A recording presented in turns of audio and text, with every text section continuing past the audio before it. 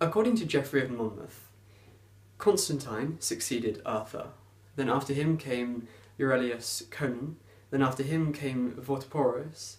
And after him came Melgan Gwynedd. These 4 kings are 4 of the 5 kings mentioned by Gildas, the only contemporary writer in King Arthur's time. However, according to Gildas, they all ruled at the same time.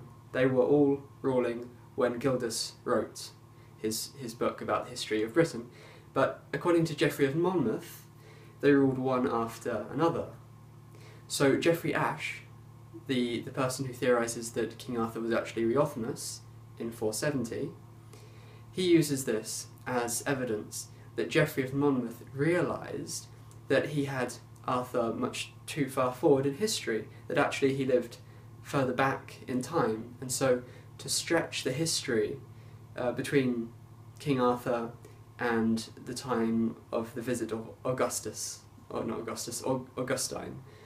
to Britain in 597, he needed to stretch that gap, because in reality Arthur lived a lot earlier than people at first thought. So, according to Geoffrey Ashe, Geoffrey of Monmouth intentionally made these 4 kings rule one after another, rather than all at the same time, as we know they actually did. However, is this valid? Well, Geoffrey of Monmouth tells us the length of the reigns of lots of kings. Normally they are often into the decades. That's not unusual in real life. But he also tells us the length of the reigns of 2 of the 4 kings in this list of kings that succeeded Arthur. It says that Aurelius Conan died in the 2nd year of his reign, so not even 2 full years. And then it says that Vortiporus, who succeeded Conan, governed the people carefully and peacefully 4 years.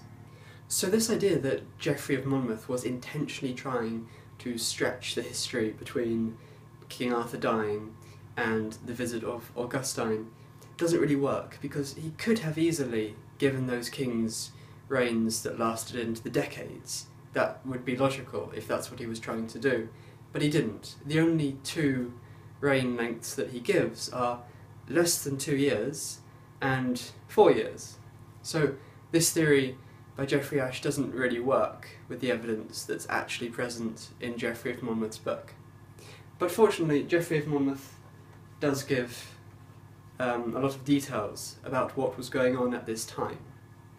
And one of the things he says in the paragraph about Constantine's reign is this. After describing Constantine fighting against the Saxons, he says, "Then died St. Daniel, the pious prelate of the Church of Bangor, and Theon, Bishop of Gloucester, was elected Archbishop of London.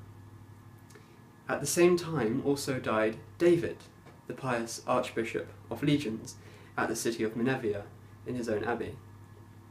But the thing is, we know when David died. The generally accepted date for his death is 589. Not anywhere near the 400s, not anywhere near the mid-500s, but right near the end of the 6th century, 589. And according to Geoffrey of Monmouth, that happened during the reign of Arthur's immediate successor. And something else he says is that David died and buried in a particular church at the command of Melgan of Gwynedd. So once again, Melgan Gwynedd, one of the kings who ruled after Arthur's death, according to Geoffrey of Monmouth, lived during the reign, and in fact outlived, David, who died in the late 500s.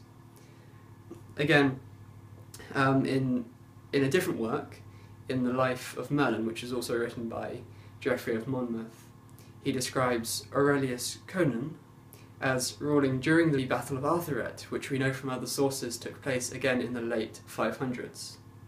So in reality, all the evidence that we have from Geoffrey of Monmouth's book points to Arthur dying towards the end of the 500s, with his successors all being late late 6th century rulers. Now, you may well say that Geoffrey of Monmouth's book is not very reliable, but the point is that the evidence that is present therein does not support Geoffrey Ashe's theory, but in reality it supports a later King Arthur.